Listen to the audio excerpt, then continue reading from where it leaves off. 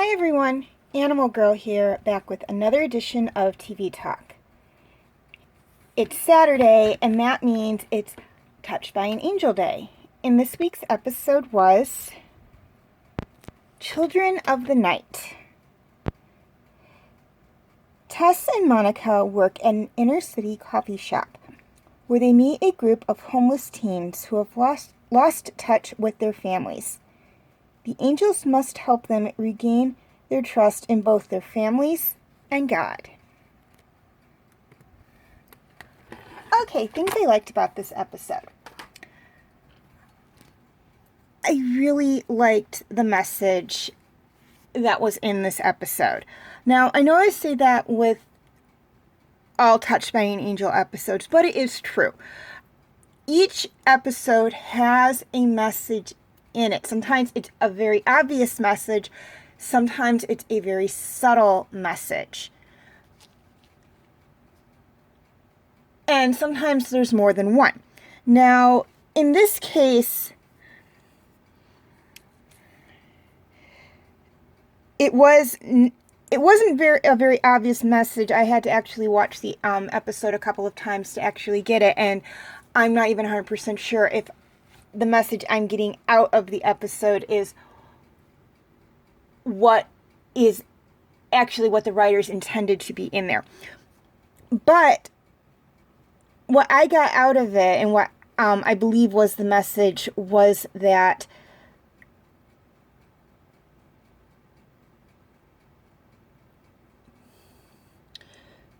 no matter what, trust is a very important and a very delicate and a very precious thing.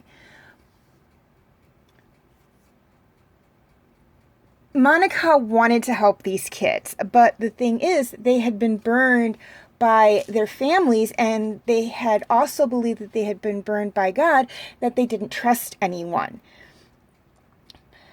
So she had to work on building up their trust with her before she could do anything to help them. She couldn't even reveal herself as an angel to them at first because they wouldn't have trusted an angel from God at that point.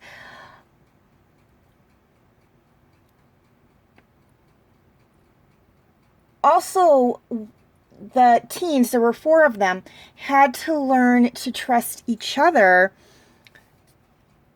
so that they could survive on the streets. And this episode does not sugarcoat it. Survival on the streets is not easy, particularly for kids. In fact, it is very dangerous, no matter what your age.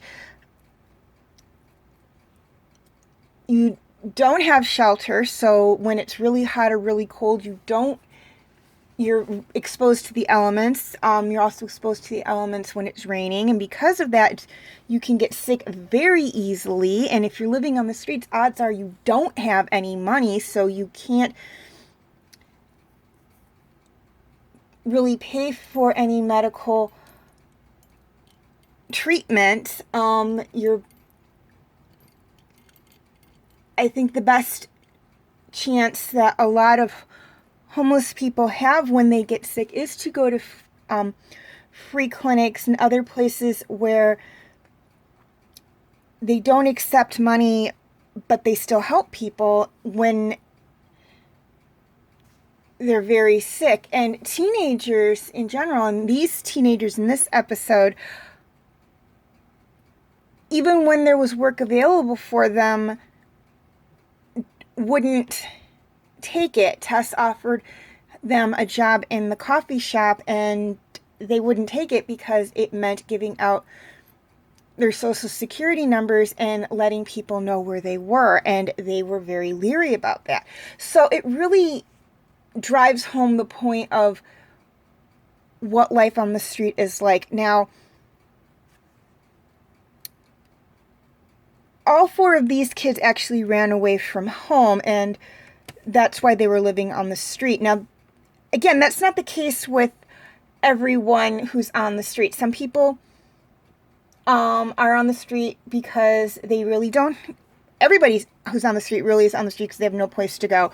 Some of them lost their homes due to foreclosure or whatever, and they had nowhere else to turn to.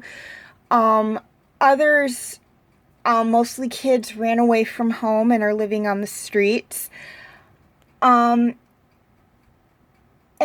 some just, for whatever reason, just ended up on the streets. And unfortunately, it's very sad when people get to the point where they are living on the street. And this episode does a very good job of showing that. But there are organizations out there to help people get people. There are shelters and where people can go to get out of the elements, have a warm or a cool, depending on the weather, and dry place to sleep. There are soup kitchens where they can get a hot meal. And there are places where they can get clothing and food. But again, this is all on a volunteer basis. A lot of the donations come from a lot of the stuff where people can get things to wear come from donations from people. A lot of the shelters and whatnot, maybe partially city funded, but also rely on donations from people as well. So it really comes, people giving from the heart help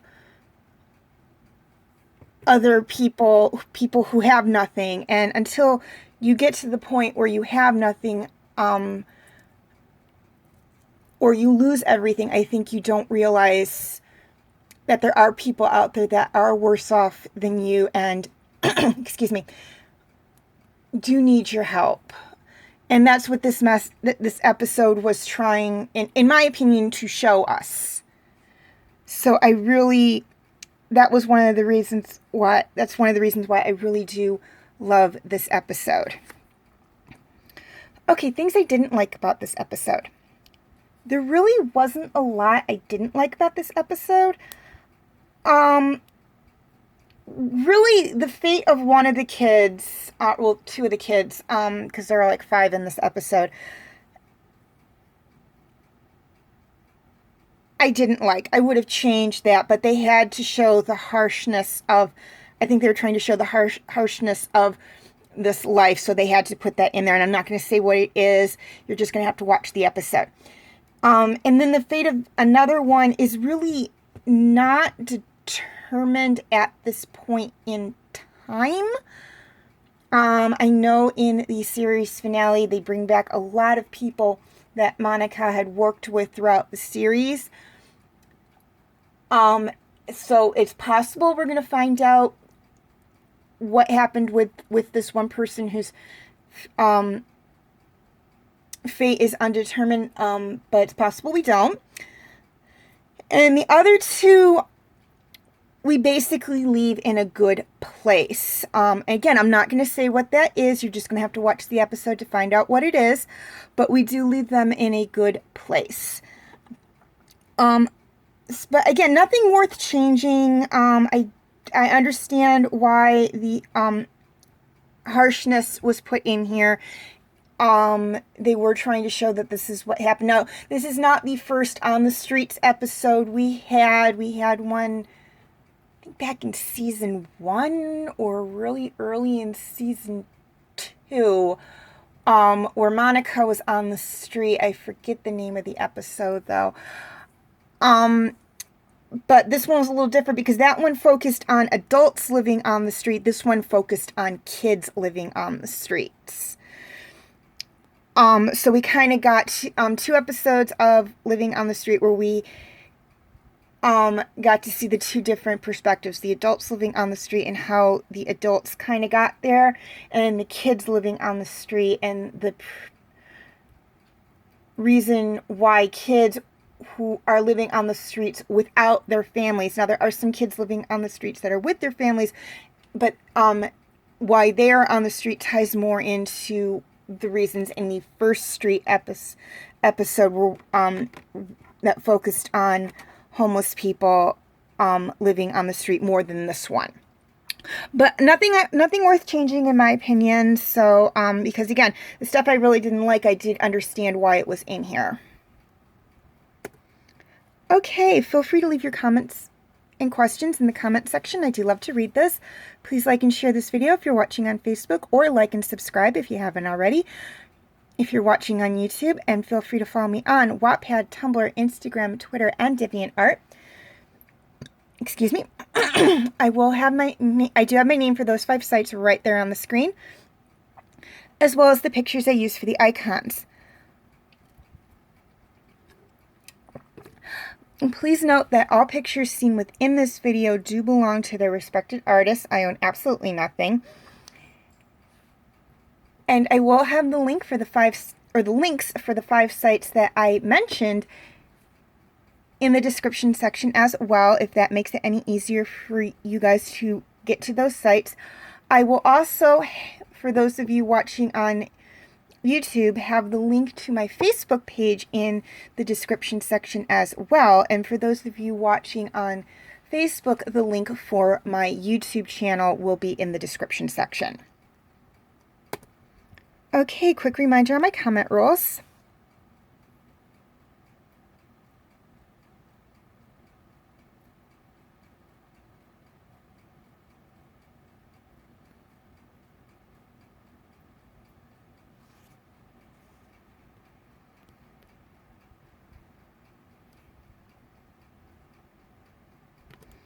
Okay, feel free to check out my other Touched by an Angel videos.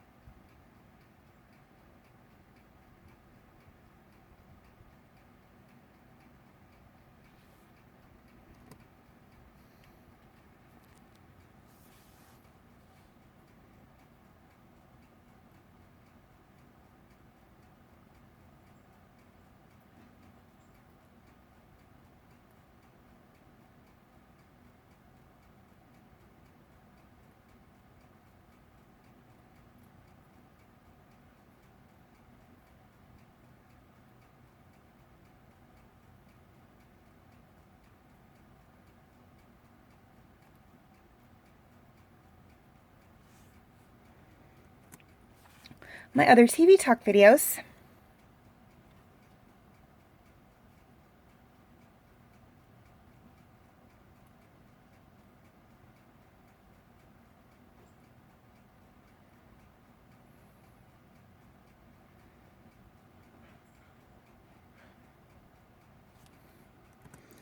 And my other videos.